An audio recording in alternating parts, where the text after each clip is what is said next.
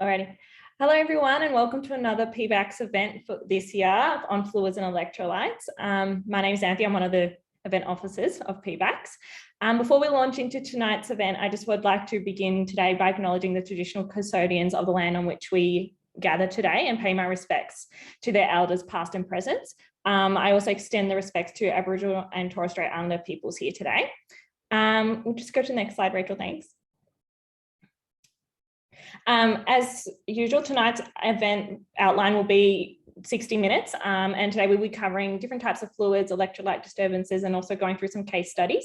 At the end, we'll have some time, about 10 to 15 minutes for some questions, and we'll go through the questions via the Slido. And I think we have the QRS code on the next slide for you guys to scan. Thanks, Rachel. Awesome. So I'll just give you guys a few seconds to get that one up. And then I'd also like to acknowledge our year-long sponsors, on Doctor On Call and Avant Mutual, who couldn't make it with us tonight, but I'd just like to say thank you to them, because without them, we wouldn't be able to have our events. And I think on the next slide, we also have a QRS code for Doctor On Call. If you guys are interested, can have a scan of that one as well. Alrighty, so now I'd like to move on to the most important bit of our talk. I'd like to introduce our speaker for tonight, who will be talking about going through fluids and electrolytes, Dr. Scott Warming. He's an ICU registrar from Austin Health. He enjoys everything ICU, including echocardiography, but more importantly, he's the owner of a very cheeky and very cute Springer Spaniel. So take it away, Scott. Thank you. Great, thanks a lot, Anthea. So I'll try and share my screen. I'll just confirm that everyone can see what I can see. Yeah, that's displaying. It's not on presenter mode yet, but it's all good. I'll swing that up. So thanks for the offer to chat, and thank you for the introduction. So welcome, everyone. I understand everyone's here from a kind of different bracket, be that medical student or intern or resident. So I've been asked to discuss fluids and electrolytes today. I'll add the caveat that it's a little bit of electrolytes because it's a very big topic. And I kind of just want to bring home some takeaway messages for your practice. So when you are or when you do work in the hospital system, what you think is appropriate fluid therapy and why under certain circumstances. So happy for questions at any time. I must admit, I'm not really sure how to check the chat box. So Anthea, feel free to pipe up and ask those questions. Otherwise, there should be plenty of time at the end. So the aims of today is really kind of threefold. We're just going to talk through fluid compartments. It sounds kind of boring, but hopefully we'll try and make it a little bit interesting. We'll go through the principles of fluid therapy and use some examples provided to discuss case scenarios for things you might encounter in the hospital environment. And then just some key points for major electrolyte derangement. I guess a disclaimer first, it reflects my own opinions and own personal reading experience. And I'm not trying to substitute medical learning here. So there's things that you will or you would have learned already, including things on Starling's forces, how to assess someone's fluid status based on clinical examination findings, history, biochemical investigation is another. We're not going to go through that. We're not going to spend a lot of detailed time going through the biochemical composition of all the different types of fluid therapy because it's available online everywhere. And I think PVACCS also has some stuff on that. We're not going to go how to chart maintenance therapy because it's kind of boring, and you can find that a lot of places. It kind of does teeter on the edge of shock, but I acknowledge that I think Emma Brown gave a previous PVACCS discussion on shock, so we'll kind of stray into the corner of it just to explain how fluid therapy is important, but we won't go much further than that. So first, just in terms of fluid compartments, this is kind of the nuts and bolts of medicine. There's two main compartments. The first being the extracellular compartment, which represents 1/3 of your total body water. And body water is about 60% of your body weight. There are factors which vary this, and that can be further broken down into your intravascular compartment, which is 1/4, and interstitial compartment, which is 3/4 of that. Obviously, if we give fluid, provided we have a tissue to cannula, it's going into the intravascular compartment. And the main barrier that separates those two is the capillary endothelium. And there's also something called the endothelial glycolax, which is a layer of these proteins and proteoglycans that kind of allow the endothelium to help mediate some of these Starling's forces across. So that's where you look at your osmotic pressures and your hydrostatic pressures and what the fluid shifts are. The second big compartment is your intracellular fluid compartment. This accounts for 2/3 of your total body water and is separated by the cellular membrane, which is a highly selective cellular membrane dependent on active transport. So the takeaways from this is that the intravascular compartment is really small. It's about 70 mils per kilo. That's very sensitive to fluid changes because it's so small and has a very, very close interaction with interstitial fluid through a very porous membrane. So how does this fit in with fluids? Now, this is a pretty busy slide. I'll break it down nice and slow. And again, happy for questions on the way. But it's really about, we're giving fluid because we want to get substrates and oxygen to the tissues so they can metabolize. You want tissues to be able to get oxygen substrates so they can undergo aerobic metabolism, where they have the best capacity to generate ATP. And if they're not getting that oxygen, they're not getting that substrate, namely glucose, sometimes lipids, and rarely proteins, they're going to undergo anaerobic metabolism, which is when you generate lactate. And it's not very fuel efficient. So this equation is, I think Emma talked about it briefly during her talk, but for those of you who haven't seen it, represents a few things. So the first is a VO2. So that's the amount of oxygen that your body uses, and that's equal to the amount of oxygen you're delivering to the tissues, multiplied by the amount of oxygen the tissues are sucking up from the blood as it passes them. So how much oxygen you deliver and how much oxygen you take up is equal to how much oxygen the body uses. So you can break that down further. And so you've got DO2, which is a sum of your cardiac output, so how many liters per minute your heart pumps, multiplied by your, sorry, I've got sensor lines, oxygen carrying capacity, so how much oxygen is in the blood that you're pumping. And the other component of the equation is your O2 extraction, represented by O2E here, which is the amount going in, so the amount you pump into the tissues, and then minus the amount you detract back. So let's say you put 100% of oxygen in, the tissues take up 25%, so you're left with 75%. So breaking that down further, you can, again, this is kind of basic principles of physiology, but your cardiac output dependent on your stroke volume and your heart rate. Your stroke volume in turn is dependent on your preload. So you probably remember your Frank-Starling mechanism, where if you increase your preload as a function of how well your sarcomeres overlap. And if you don't have enough preload, they don't contract too well. If you have too much preload, they don't contract well. So you need kind of just enough. The contractility, which is basically representing how well your heart squeezes, independent of preload and afterload. So the sum of the force generated, and afterload, which is a sum of forces that the heart has to pump against. These can be further subdivided, and that's something when you do look at, or if you do choose to study ED or anesthetics ICU exam, you can subdissect all of these things and the variables that come into them. And then the other obvious component of cardiac output is your heart rate. So you're pumping, let's say 70 mils a minute. How many beats per minute are you pumping that blood forward? And that's dependent on things like sympathetic tone. So what's your intrinsic sympathetic activity to the heart to make it pump harder, and chronotropes. So I'm thinking negative chronotropes you might encounter on the ward that slow the heart rate down, beta blockers or some calcium channel blockers. And in ICU, often we have access to a lot of positive chronotropes like adrenaline or dobutamine and things like that. The other component, so that's how much blood you're pushing forward, and the amount of oxygen that's contained in that blood is your O2 carrying capacity, your O2cc. And again, most of your oxygen, 98%, is going to be bound to hemoglobin. This is the equation that tells you, again, you can dissect this further, and you don't need to know this, but because it's on there, I'll tell you 1.34 grams of oxygen bound by mils of oxygen bound by 1 gram of hemoglobin times by your hemoglobin concentration times by the saturation, and your plasma is your solubility coefficient times by your oxygen tension in blood. So if you were to draw this out in numbers, just to kind of represent, let's say someone has a stroke volume of 70 mils and has a heart rate of 70 beats per minute. So that gives them about 4.9 litres or 5,000 mils per minute of cardiac output. Pretty standard. It can be a lot higher in certain conditions. It can be a lot lower in other conditions. Your oxygen carrying capacity is about 20 mils, sometimes a little bit more, sometimes a bit less, but that's roughly it. And most of that is bound to hemoglobin.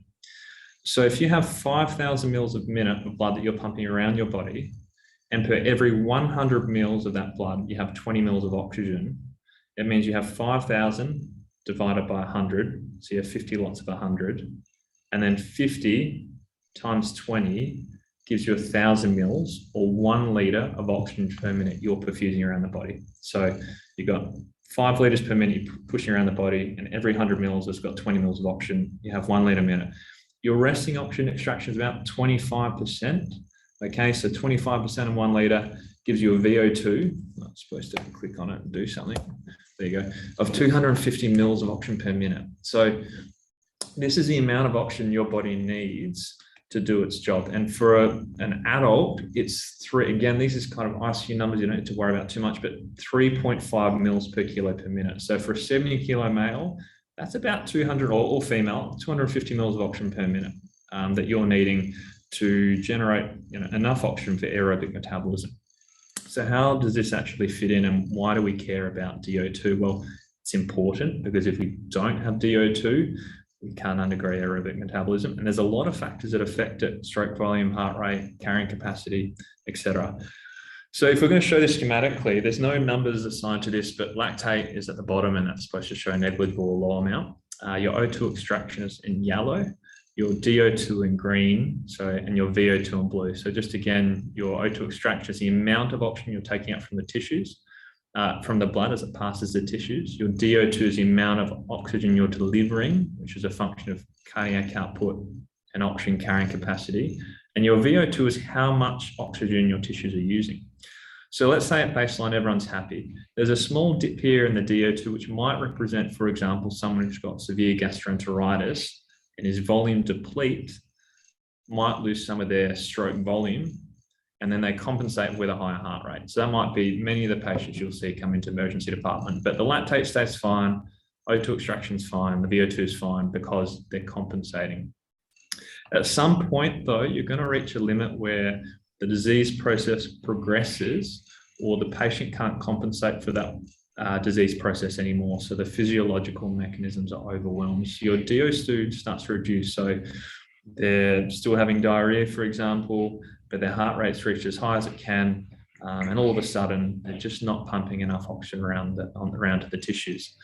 So the natural compensation is the tissue oxygen extraction is going to increase, okay? And that increases the buffer, the reduced amount of blood that's coming past the tissues. And because of that, your VO2 stays the same, you're still getting enough oxygen, and because of that, your lactate stays the same. Eventually, with enough severe disease processes or enough impaired physiology, your DO2 will keep dropping. And there comes a point where your O2 extraction kind of reaches a ceiling. You can only take so much oxygen from the blood that's passing, and it can't be 100%. So at this point in time, because your DO2 is low and your O2 extraction can't increase, all of a sudden your tissues don't have as much oxygen as they need. And so your VO2 reduces. Because your VO2 reduces, again, going back to like first year med school now, you've got the glucose, it gets converted via the glycolytic pathway to pyruvate. If you've got oxygen, it goes via aerobic metabolism, is converted to acetyl-CoA, and you get lots of ATP. If you don't have oxygen, it's converted by lactate dehydrogenase to lactate. And it's beneficial because you still make ATP and you can still do things, but it's not good in the long term. And so at that point, your lactate bumps up. So if you take anything away from this, raised lactate is probably a bad sign and indicates anaerobic metabolism. You're going to see a lot of patients on the wall raised lactate, and sometimes we're really concerned about it and sometimes we're not. If you want a framework which is outside of the scope of this presentation to kind of dissect that a bit further, I would suggest looking at Life in the Fast Lane. Has a nice succinct summary and breaks it down into Cohen and Wood's classification, which basically looks at type A, so not enough oxygen to tissues, or type B, which is B1, 2, and 3, which is from disease states, medications, or inborn errors in metabolism. And it just provides a framework for when you approach a patient to work out what you need to do. Now, there is a caveat to this. You can have a really good VO2. For example, in sepsis, these patients are really hyperdynamic and have a high cardiac output, but they might have a higher lactate, and there's other mechanisms at play, like mitochondrial toxicity, so the oxygen they're getting there can't be utilized, or other things like microcirculatory shunting. So there might be entire vascular beds that just aren't getting enough oxygen. I've got something in the chat. That's you asking. Okay, never mind. So essentially, the short of this is DO2 must be improved. So we're pretty lucky in the ICU that we can play around with like a lot of these things. This isn't a plug for ICU, but I thought it is. But on the ward, you're kind of limited. So what you can do is you can fix a precipitating insult. So, you can treat the heart failure, treat the intravascular depletion, whatever it is, and you can try and temporize the situation with fluids. And that fluid is really just providing sufficient preload to the heart, hence highlighted in red, to improve and maintain your stroke volume, to improve and maintain your delivery of oxygen, your blood pressure. The amount of fluid that you give is dependent on the disease process in the patient. For example, we might give 5 litres of fluid quite easily to someone with a bad gastroenteritis or a hyperosmolar syndrome from severely or poorly controlled type 2 diabetes, but we might be reluctant to give even 500 mils of fluid to someone who's got heart failure. So how do you improve the DO2 with fluids through preload, and what's the best way to do it? Takeaways: always treat the underlying cause and stay following to therapy. So we're going to give fluid into the intravascular compartment, and that's really the whole concept of DO2. So fluid in the interstitial compartment and fluid in the intracellular compartment is not going to improve your preload, your stroke volume, your DO2, and your ongoing aerobic metabolism. So we need something that kind of stays in there. And remember, there's this very porous membrane, and the definition of crystalloids is that they're categorized in their ability to pass between the intravascular and interstitial compartments. So your sodium, maybe 140, maybe 145 millimoles per liter, is your major cation of your extracellular fluid. Okay, and a lot of your crystalloid therapy has a lot of sodium in it. So if you give something that has sodium on both sides of the membrane, these cations can easily pass between both sides of the membrane, and then fluid follows the logic that if you give a volume, sorry, I think your mic might be on, Luke. If you give a volume, it's going to go into the compartments in the ratio that we should give it. So you've got 1/4 of your fluid is in intravascular space and 3/4 in interstitial fluid. Well, if you give 1 litre of sodium chloride, for example, you're going to get 1/4, only 250 mils in intravascular compartment, and 3/4, 750 mils in interstitial space. And that's when you start getting edema, etc. So it's not really, really good at it being a great intravascular expander. And in fact, there's some mechanisms by which it actually even further expands the interstitial fluid, because some of these colloids are hyperosmolar, so they kind of suck fluid out of the intracellular space. And they also dilute some of your proteins in intravascular space. They kind of reduce the oncotic pressure, which again promotes interstitial edema. So I'd probably reserve crystalloids to hypovolemia from dehydration, is the short of it.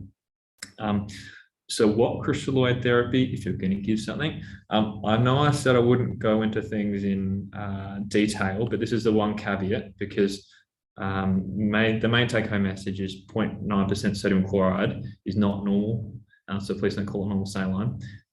Again, you can tune out if you like. If you like chemistry, keep listening. But Avogadro's number, just to reiterate, is a way of assessing the molecular mass of an atom. So it's a number of molecules, number of atoms in any one mole of substance. And so it gives you a molecular weight for different elements of the periodic table. So for sodium, it's 23 grams per mole.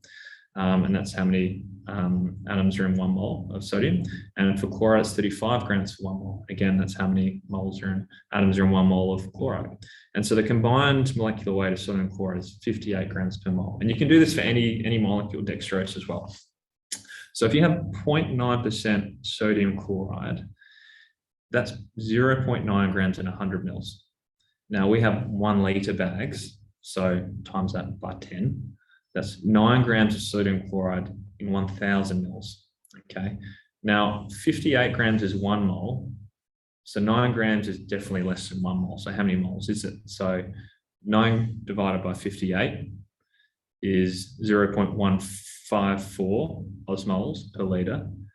And sodium chloride, when they're in solution, dissociate. And so you times by 2, and so you get 0.308 osmoles per litre.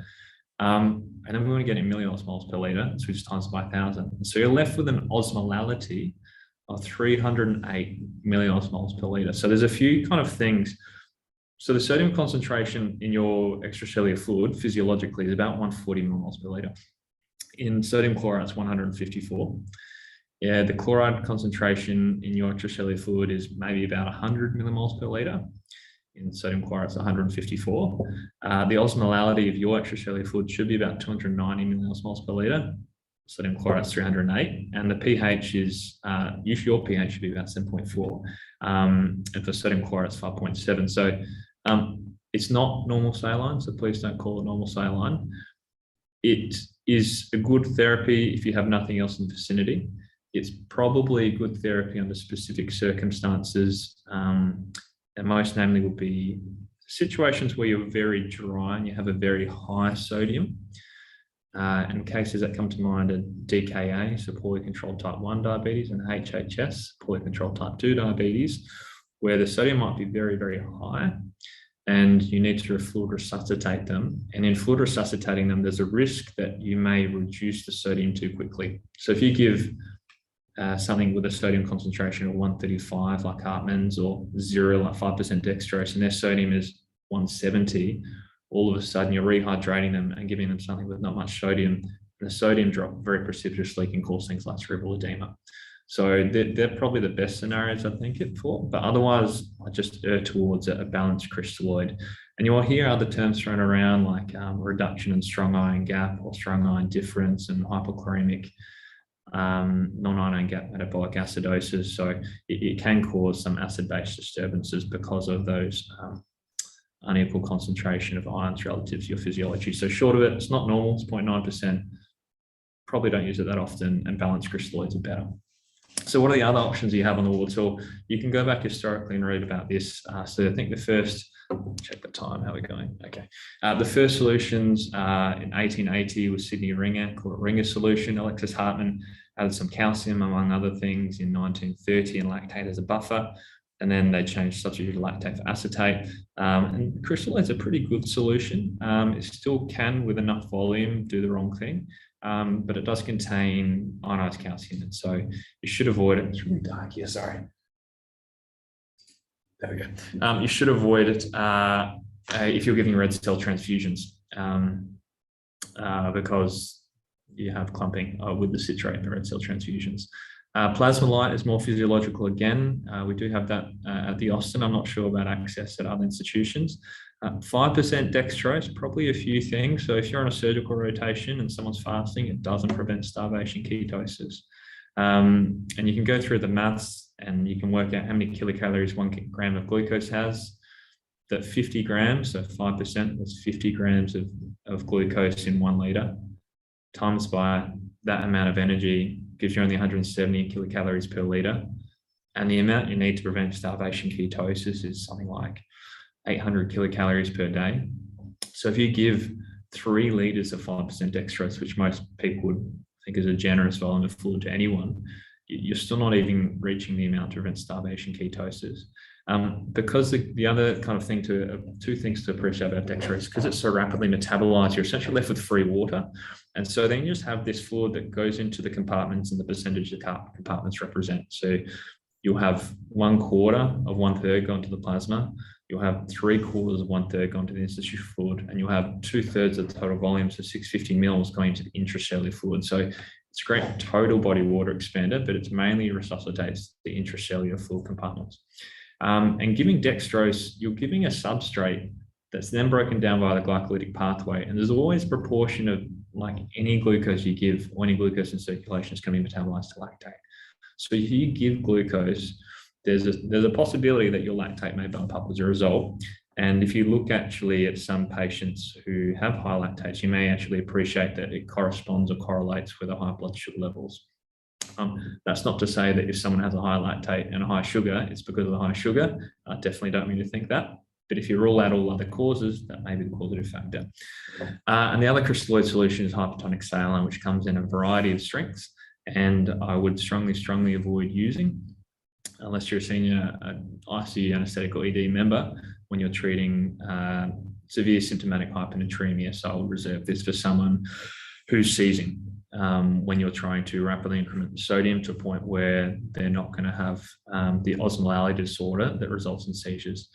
The risk of rapidly increasing your sodium too quickly is that fluid is sucked out of the brain, and you cause something called central pontine myelinolysis, oh gosh, which is a component of osmotic demyelination syndrome. So essentially, they in the most severe form, they get locked in and they have no body movement. So if you're going to use something, takeaways, the balanced crystalloid is good.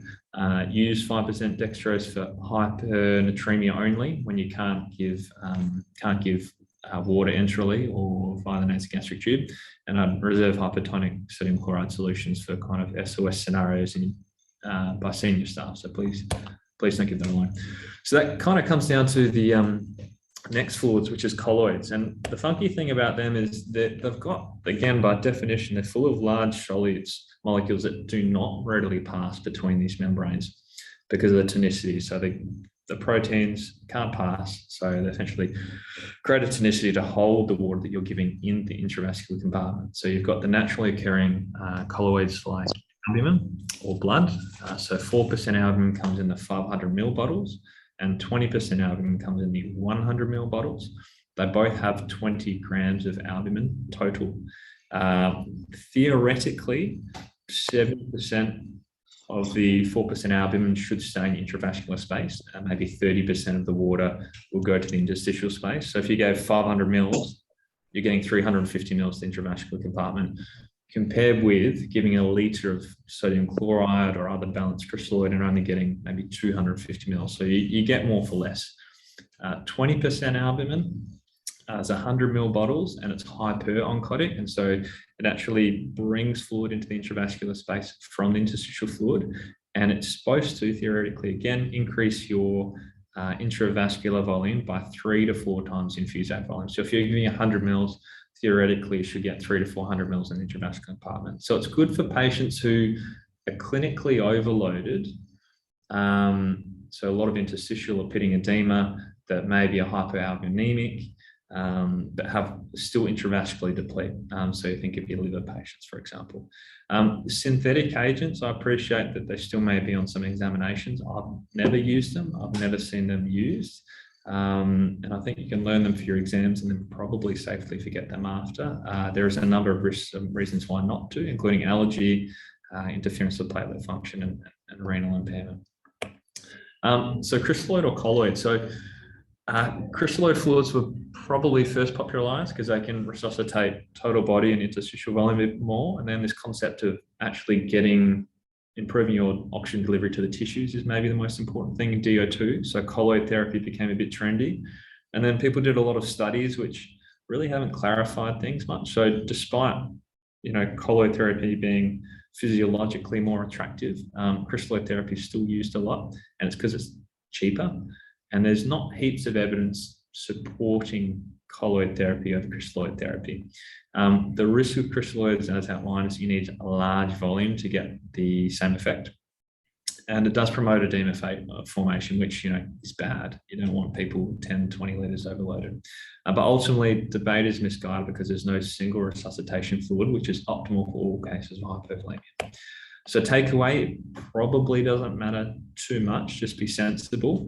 And if you're seeing someone who's hypotensive in the ward, you've clinically assessed them based on history exam, biochemically, you think they could be dry, or I think they'll benefit from some fluid. You want to see if they're going to benefit from fluid without giving them so much fluid that they're drowning in it and not knowing if they've benefited. So the way that I'll do this is just give 250 ml aliquots of fluid. You give it through a rapid infuser line, which is sometimes scarce in a ward environment, but essentially it's a hand squeeze pump where you can just squeeze the fluid into the patient quickly, and it's much, much quicker than the infuser pumps that the nurses hook up to and plug and play. And then you just assess the response. And so you should measure blood pressure before and heart rate. You should give the fluid, and you can measure blood pressure and heart rate after. If you think someone is already fluid replete and they're at risk of morbidity from more fluids, so pulmonary edema rather, then you could always do a Trendelenburg test and raise a leg, so passive leg raise test, and see if that improves their blood pressure. And often at a MET call, that's a really good temporizing measure to give them an intrinsic fluid bolus by increasing the venous return to the heart. The reason you give the bolus is if you give 250 mils straight up, you're kind of going to see the effect of 250 mils in the circulation, see if it picks up the blood pressure. And in most patients, it should. If you give a litre over an hour, probably most of that is going to be interstitial fluid by the end of the hour. And so you're only kind of getting 250 mils at the end of an hour, and you're not really seeing the effect quickly, and you have the adverse effects of all the fluid in the wrong space. So I think that's why personally I like to give small boluses quickly, because you're not going to do any damage and you can see the treatment response very quickly. So it's given, so I'll just quickly check time. Are we okay for time if I keep going, Anthea? Yeah, no, keep going. That's absolutely great. So there's a few scenarios that I was given, so I'll run through those. So first is hypovolemia secondary to pancreatitis, third spacing, burns, or sepsis. So the issue globally in these cases is that you have dysfunction of the endothelium separating the intravascular and interstitial fluid spaces. And you also have relaxation of the smooth muscles that are controlling the resistance of the arterioles throughout the body system, as well as the venous system. So you lose a lot of the peripheral resistance that maintains your blood pressure. And also you get, because everything's a bit leaky, you get third spacing of fluids into all the wrong spots. So therapy, for every one of these causes, you have to treat the underlying cause, small volumes, and assess. These are the patients that are intravascularly deplete and are often very responsive to fluid boluses. You'll give them bolus, the blood pressure will pick up. Oh, okay, that's good. If they are responsive, I will give up to 20 to 30 mils per kilo of fluid. Now, there are caveats to that. You do not want to be flooding someone who's got significant heart failure, significant renal failure or dialysis-dependent renal failure, or significant liver failure with this much fluid, but this is for someone who's otherwise well and has developed these issues. But after a certain amount of time, what will happen is you'll squeeze the fluid in, the blood pressure will pick up, and then as soon as the fluid is stopped being squeezed in, the blood pressure will drop. Okay, and that's a combination of that fluid going to the wrong spaces, and it's a combination of just having a saggy vascular system. And so at that point in time, you need to squeeze the vasculature. And this is not an ICU or critical care talk, so we won't go too far specifically, but you need alpha-1 agonism. You need to cause the alpha-1 adrenal receptors on the vasculature to squeeze in tight. And so I think at the point where if you're on the ward and you gave up to 20 mils per kilo and they're fluid responsive, but then they're hypotensive again, that'll be the point that you notify ICU. Obviously, you might call at any stage. Additional considerations at pancreatitis, we might be a little bit more conservative on occasions due to the risk of ARDS. And particularly in burns patients, you might find that they're hyperalbuminemic. So you might want to replace with a colloid as opposed to a crystalloid solution. So next one is fluid resuscitation in a hypotensive patient with heart failure. This is like a really big talk. There's a lot of things that can generate heart failure. This is kind of how I separate the etiology in my mind: electrocardial, endocardial being valves, myocardial being muscle, epicardial being tamponadal constrictive features, or a dissection involving the great vessels. I'm happy to share these slides with everyone later as well, so no need to take notes if you don't want to. It's a really, really big topic. Again, treat the underlying cause. The fluid therapy you give is dependent on the precipitating cause. But again, the main principle here is small volumes and reassess. So for someone with, again, not wanting to stray too far into the wrong topic, but aortic stenosis, they're really, really, really dependent on enough preload. They've got thick ventricles. Whereas someone with aortic regurgitation, I'll be a lot more reluctant to give fluid to. So in these patients, overall, the general concept, they've got this flat, so you've got your normal Frank-Starling curve, then heart failure, it's kind of flattened, so you can increase the preload, but the heart contract really just isn't there, it doesn't improve. So they've got this flattened Frank-Starling curve. So you can give fluid, but it's more likely to be harmful and it's less likely to be beneficial. So I think, again, it depends on examination, biochemical findings. Did they have 5 litres of diarrhea before they came in, or are they someone that was well-filled, compliant with medication therapy and have been missing their Lasix and are already fluid overloaded? But if you had hypotension after half a litre, probably a colloid therapy, because we want to minimise the risk of APO, so we want to keep the fluid in the intravascular space, I'd notify ICU. Sometimes I'll be reluctant to even give, 250 mils in some of these patients, and that the main risk is of APO. So involved senior staff failure is a short of it. Next one is the hypertensive liver transplant cirrhotic patients. So this is probably mainly an Austin special. You will see some cirrhotic patients across everywhere, but we get quite a few here. And the main thing is that they've got a low plasma oncotic pressure.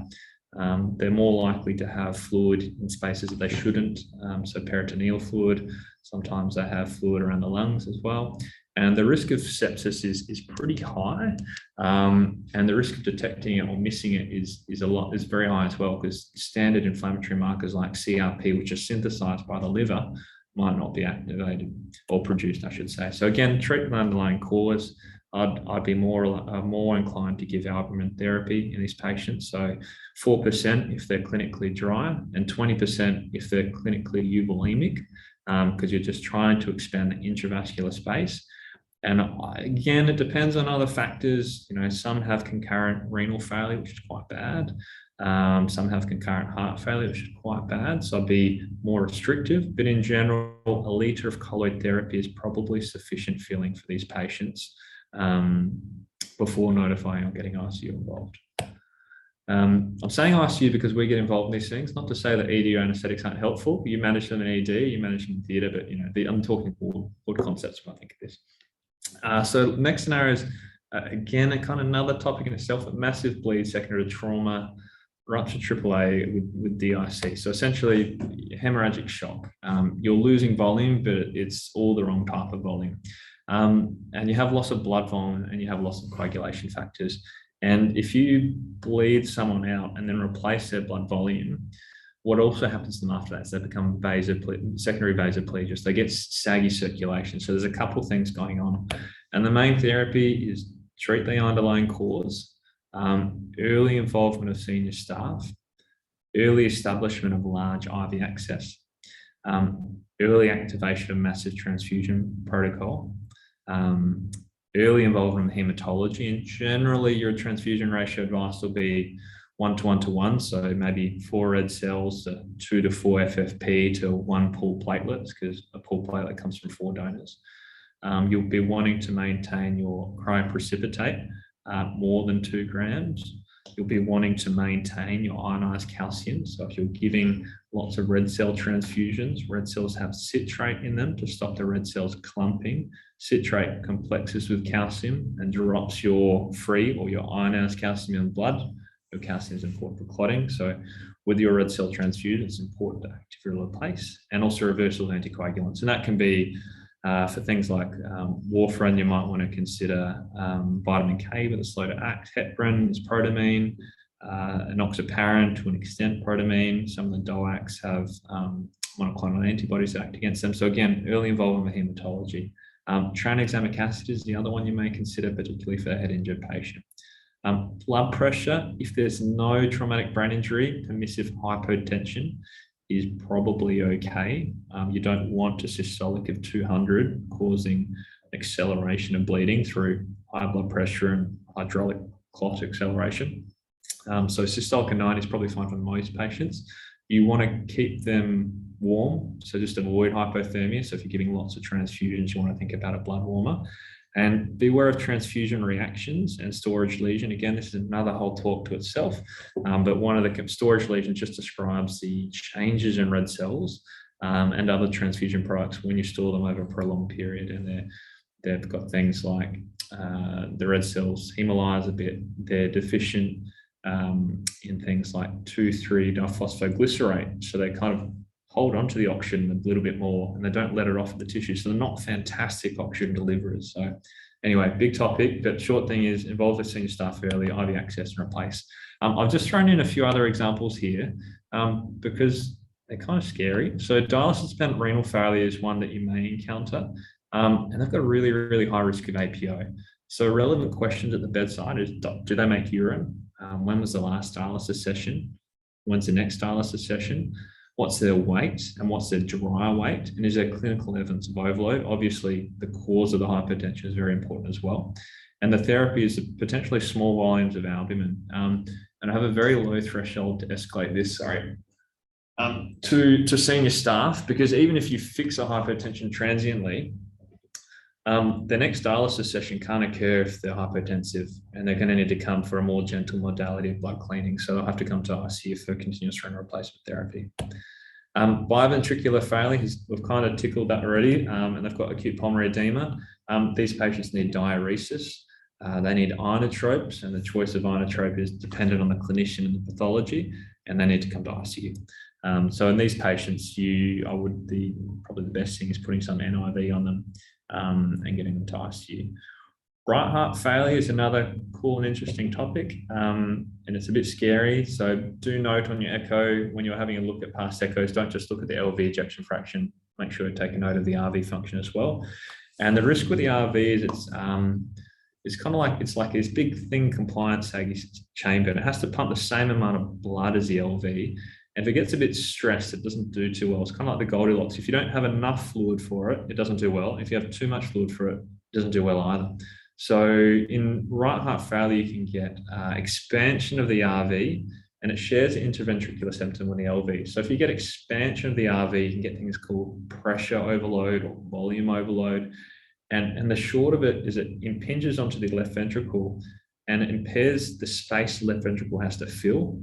And so therefore, you have less blood flow being pumped out. So if they have right heart failure, again, important indication to escalate early.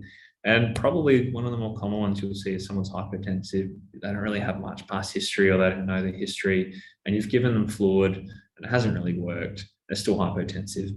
And again, they're ones they just need to come to HDU. They need a vasopressor. Common ones you may hear is metaraminol if you're running peripherally, or noradrenaline if we're running it centrally. And then if the numbers aren't going the right direction, we'll put a cardiac ultrasound on. But a lot of met calls, and it's probably the angle I'm getting at for most of these patients, is going to be sepsis. So that needs to be at the forefront of your mind. And a lot of these patients, it's important to culture, to start empirical antibiotics, and then to pull back later. So takeaways, please always ask for advice and help, especially early on. This is not meant to scare you, but it only takes the wrong decision to the right patient for there to be an issue. So there's met call systems for a reason, there's senior doctors for a reason, and sometimes we get it wrong too. So. All right, we're running somewhat short, so just some one-liners on electrolytes. So all conditions treat the underlying cause. All of these electrolyte arrangements probably need their own talk in the self, but if you have a low sodium, speak with endocrinology. It's a slow increment due to risk of ODS, which is osmotic demyelination syndrome. The most likely part of the brain it affects is the pontine region, so central pontine myelolysis. So if you look at Harrison's, it says up to 10 millimoles per litre in the first 24 hours, no more, and up to 8 millimoles per litre in the second 24 hours, so 18 millimoles over 48 hours. Okay. If you have hypernatremia, there's lots of causes of hyponatremia. Some you fluid restrict, some you give fluid to. It's a bit of a convoluted topic. I think I've read it like 10 to 15 times, and every time I feel like I get it, and then I read it again, I forget. So it's something you're not expected to learn straight away, and just lean on endocrinology. But hyponatremia, these patients need rehydration and cessation of agents that are precipitating hyponatremia, like Lasix therapy. And that rehydration can be, they can drink water, you can put free water down the nasogastric tube, or you can give them some dextrose. And if I was going to give them some dextrose and I needed to arrest or slow down the sodium decrement quickly, remember that if you give a litre of dextrose, only 100 ml stays in intravascular space. So I'm not saying give them 5 litres of dextrose, I'm just saying it'll take a little bit of time. For hypokalemia, the common thing I see is people are pretty gentle about replacing it. And provided you don't have significant renal impairment, for every 1 millimole of potassium you're depleted, you've probably got 200 to 400 millimoles of total body potassium that you'll deplete. And remember, you're only measuring a small fraction in the intravascular space. So if that's low, then your total body potassium is going to be really low. And if you give a K mini bag, which really hurts, it gives everyone thrombophlebitis, the nurses complain about it, the cannula tissues, you're getting like 10 millimoles per 100 mil, and you might get like 3 in before the patient spits it. If you can give slow K, there's 8 millimoles per tablet, and it doesn't taste too funky. And if they have the stomach for it, I'll just give them Clorvescent. It's got 16 millimoles. You can dissolve it in a small amount of solution. So my practice, I'm probably a little bit more aggressive than this, but for your purposes, if the potassium's less than 3, you can safely give 4 tablets of Clorvescent and repeat the gas. And the potassium's less than 2.5, safely give them 6 tablets of Clorvescent and then repeat the gas. Obviously, repeating the gas is key. Alkalosis and hypokalemia is a little bit more tricky. So if you have a young, anxious patient, or maybe they've taken something like a salicylate overdose and they're breathing really quickly, they're going to generate respiratory alkalosis. And because of that alkalosis, you get a shift of potassium into the intracellular space. So you're not total body potassium depleted, it's just not in the intravascular space where you're measuring it. And there's a risk of, if you're too aggressive with your potassium replacement here, and then the inciting cause for the alkalosis dissipates, all of a sudden that potassium comes back out of the cells and you've overshot the mark, you might become hyperkalemic. There's a caveat on this, that hypokalemia actually sustains metabolic alkalosis. So if you have a metabolic alkalosis, hypochloremia, so low chloride, and hypokalemia both sustain the alkalosis. So just because you see an alkalosis, don't go, I don't need to replace the potassium. Actually, in some cases, you need to replace potassium. So it's just a little bit more of a tricky situation. Again, discuss with one of your registrars or seniors. And lastly, hyperkalemia, if you're a bit in excess, you're probably a lot in excess, not quite as much as you are deficient. So 1 millimole per litre increment in the intravascular space, you're looking at 1 to 200 millimoles of total body excess. You need to treat the inciting cause. You need to stabilise the myocardium. You need to stop absorption. You need to eliminate the source. RRT stands for renal replacement therapy, sorry. And you need to shift it in intracellularly. So SABA being a short-acting beta agonist, and insulin dextrose. And the main thing, and I've fallen into this trap as well, a lot of these patients are hyperkalemias because they have impaired renal function. And when you give them insulin dextrose, it sounds like really great, you've kind of fixed the problem, but the dextrose metabolites really quickly, and the insulin isn't, particularly in renal failure. It takes longer for that insulin to decrement, and so you'll get sustained insulin effect, and the dextrose effect wears down, and all of a sudden your BSL starts dropping. And so it's really important you have a sensible blood sugar monitoring plan in place. It's very explicit and clear for the nursing staff, and not that I'll recheck it after I'm back from break, like someone needs to be checking it. So it might look at like 15 minutely BSL's finger prick for 1 hour, half an hourly for 1 hour, 1 hourly for 2 hours, something like that. So if it starts to trend down, you can kind of get on top of it early, because you don't want to cause iatrogenic hypoglycemia. Last takeaway. So this is not a mental health care talk, but I was thinking about what I wanted to do when I spoke. And I'm sure you have talks later, and I'm sure you get through things through different societies, but medicine is really hard. It's really long. It's really fatiguing. And you put yourself through a lot physiologically and psychologically to take care of your patients, and take care of your colleagues. And at the end of the day, you do make a lot of sacrifices. And it's also not only your own sacrifices, but I'm sure your family are making sacrifices. And whether that's getting through med school, whether it's a night shift you're not working, whether it's a weekend that you're away. And that's, there's part of that is the job, but it's also important to recognize and appreciate that. And so you can kind of step in and find the right balance before it gets to the edge. And after having spent on PGY 7 now, a little bit of time in critical care, I can kind of reflect on some of the hours that I had to do, particularly early on in my career, which I think a lot of you are either in now or stepping into. They're really ridiculous. And it's easier to say than do, but you need to be honest with yourself about the sacrifices that you're making.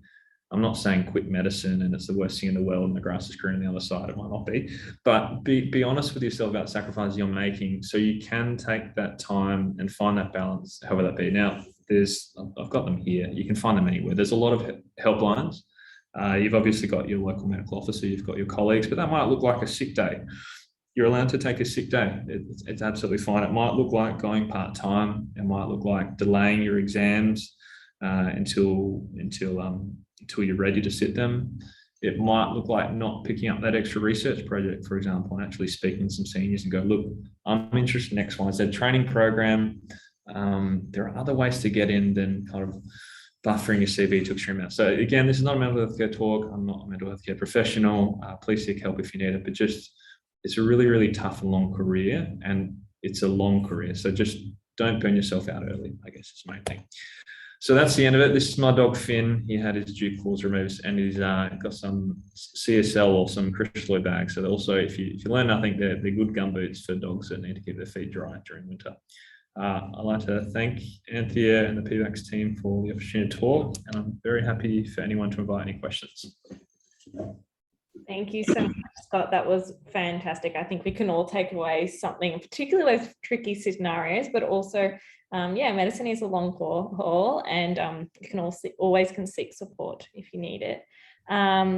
I think we do have a question in the chat, so I'll read that one out first, and then we can go to the Slido. So Dylan was asking, in terms of preventing starvation ketosis in someone who's fasting for multiple days, or how do we prevent starvation ketosis in someone who's fasting for multiple days? For example, if they get bumped from theatre, do we use stronger dextrose? Yeah, good question. I'll probably just unfast them when you can. A good meal will probably last a long time. You look, if you can give 5% dextrose, there's some substrate there. If you're giving 10% dextrose and more, you're looking at doubling the osmolality of the solution. That can cause venous irritation, and for most patients are going to tolerate that fasting process very well. There's obviously the subset of patients being the type 1 diabetics, where you need to have a preoperative plan with endocrinology and have an ongoing dextrose and or half dose insulin plan. But the main thing is patients will tolerate it, but just don't try and give them 3 liters of fluid because you're trying to correct or avoid something that doesn't need correcting or avoiding, and it won't do the job in the first place. Fantastic, thank you. We can now go to the Slido question. So the first one is, if an isoosmolar fluid given intravascularly was split 1/4 IV and 3/4 interstitially, will 0.9% sodium chloride be hyperosmolar, like skew towards the intravascular side? Good question. So because sodium's your dominant cation in the mix, and it's split evenly in concentrations in the intra and interstitial spaces, you can presume water will then follow evenly between those spaces as well. So even though it's hyperosmolar, it will still go 1/4 and 3/4. And the fact it's hyperosmolar, the main effect it has is it actually draws for every liter of 0.9%, almost said normal saline, 0.9% sodium chloride you give, it'll draw 100 mils, that high osmolar will draw 100 mils of fluid out of the intracellular space. And so that 100 mil again will split, 1/4 into intravascular, 3/4 into interstitial. So you'll end up getting close to 275 mils of intravascular expansion. And what's that? It's 825 mils of interstitial expansion. But no, unfortunately, still splits 1 and 3. Okay, and in terms of the next one, this is for liver cirrhosis patients. Why do we give 4% albumin if patients clinically dry, and then 20% if patients are euvolemic?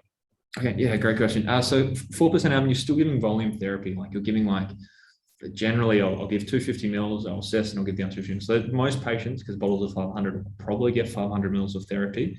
And so if they're dry, you want to give them enough. You're not going to be able to suck fluid from spaces that aren't present. So I'll say that terribly. If someone's wet already, like they've got pitting edema, and you give 20% albumin, you're saying, I want fluid in the intravascular space, but I'm kind of going to suck it from the spaces that it shouldn't be, or the spaces that's in excess.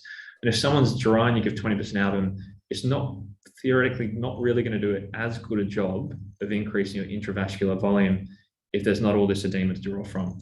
And you're probably going to benefit from fluid if someone's dry. So that's the reason I give 20% if someone's overloaded, and 4% if someone's dry.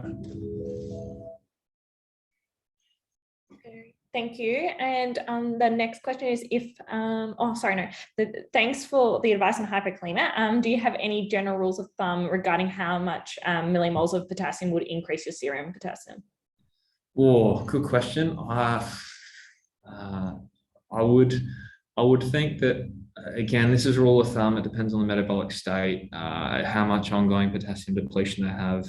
Like if you give a lot of potassium to someone with end-stage renal failure, that's different to giving some potassium to someone who's got extensive diarrhea and has excessive Lasix therapy, or different again to giving potassium to someone who might be on spironolactone, aldosterone receptor antagonist, who can't eliminate the potassium. So let's say a healthy person came in, they'd be hyperkalemic for some reason, they no longer had the insoluble E5, they had a potassium of 3, if I gave like four chlorescent tablets, so you're looking at 16 times 4, so 60, what's that, 64 millimoles of potassium, I'd probably expect the potassium to go up about 0.5 millimoles per litre. So take into account that if you're deficient about 1 millimole of potassium in the intravascular space, now this is like a tiny percentage of your total body potassium, because you've got 150 millimoles per litre of potassium in the intracellular space, and your intravascular space only has, 4 millimoles of potassium. So it's a guesstimate. If you're depleting intravascular space by a millimole, you could probably safely give 50 millimoles and hopefully bump up by about 0.5. It might be a little bit less than that, but it's probably a safe space to start. About 50 millimoles should bring up about 0.5. And more on potassium, but if potassium mini bags are a bit hard to deal with, how do you give potassium for maintenance? You can give, so I believe it's Crystalloid therapy, you've got the 30 millimoles of KCl per bag. It's been a while since I've had to do maintenance, which is a bit bad of me. So your daily potassium requirement is about 1 millimole per kilogram. So if you've got someone who's 90 kilograms, then they're going to need 90 millimoles of potassium per day. So instead of giving them 3 liters of Crystalloid therapy without potassium, you might go, oh, maybe I could try 1 to 2 bags of those liters, having 30 millimoles of potassium, provided they don't have significant renal failure, provided they're not recovering from surgery, because these patients pre or post surgery are going to have cell breakdown. Where's the potassium kept? It's in the cells. It's going to release. You're going to get risk of too high potassium. So I would, if they're fasted and nil by mouth, I would go for the 1 litre bags with 30 millimoles of potassium. If they're not fasted and they're struggling with any bags, and give them some like enteral potassium. Chlorphescent's good, but if they're a little bit of a dying swan or nauseous or something else, then try some slow acting. And I guess adding on to that, another question is, does oral potassium increase serum potassium as fast as IV potassium? I don't know. Well, I mean, systemically, you should get the IV potassium in directly and quicker, but you think it's going to take an hour to get 10 millimoles in. And I've given, and don't do this, but I've given like 10 chlorescent before. By sheer quantity, you're giving like 130 millimoles of potassium very quickly, and it's going to get absorbed eventually, versus 10 millimoles slowly. So from practice, I have found that giving some oral potassium, particularly chlorescent, can be very quick and can get you out of a situation very quickly. That's not to say you shouldn't give IV. You should give IV, but give some enteral. You'd be surprised it comes up quickly, and then you don't have to call the cardiologist and go, "Oh, potassium 2.5. They needed him on bed, etc." You can kind of get out of jail quickly. I think that's all the questions on the Slido. We'll just give people a few minutes to see if there are any other questions come in. I'll just check the chat as well. I think there was a question that was added in the chat about peripheral TPN solutions. Oh, sorry, I must have missed that. They haven't. I'm not sure if Jimmy's still listening, but if Jimmy wanted to ask the question, I think it may be about the electrolytes that are present in TPN. Fantastic question. I knew this from my primary. I don't know this now. I refer you to the dietitians and to the actual information on the bag itself. It should be fairly balanced. You can get 2 forms of parenteral nutrition. You get TPN, so total, or partial. For patients on the ward that have large cannulas in good spots that aren't tissuing, that may need some intermediate parenteral therapy, for example, the bowel obstruction that's resolving, the ileus post-operatively, they might get away with a bit of PPN, whereas others should get TPN. They're pretty balanced, but I couldn't tell you off the top of my head. I'm very sorry. That's fine.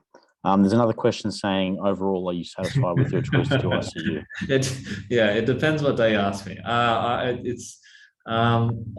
really like medicine. I really like physiology. I think ICU is great because you have a balance of all specialties. You have a balance of critical care and procedural things. Although I admit some of the shine procedural things does wear off, but you get to critically think, and you also work with a lot of different teams, a lot of different doctors. So you're always learning. So I really enjoy that time. Sometimes it gets a bit, it's tiring. Like the shifts are 12 to 13 hours. 50% of the shifts are currently night shift. So it does really get fatiguing. So I think yes, I still enjoy ICU. I'm still happy with my choice to do ICU. I have spent time in other specialties and reflecting on it. I'm still glad I am where I am. It doesn't mean I think that ICU is a be all and end all. It doesn't mean I think that I couldn't have a good or successful or enjoyable career in another specialty in medicine, or importantly, outside of medicine. But yeah, that's kind of roundabout. It's about finding the balance, and sometimes, you know, I've lost that balance before, especially during my residency years, where you're working a lot of unfortunately unpaid overtime, which shouldn't be happening anymore. And it was sometimes a lot better when I'm getting responsibilities, taking patients and getting good feedback and good patient outcomes. So short answer is yes, but don't listen to balance. A few more questions. One is about the cutoff, or at what point, where do you put the threshold for in the setting of hypokalemia to start calcium gluconate and some of the other measures?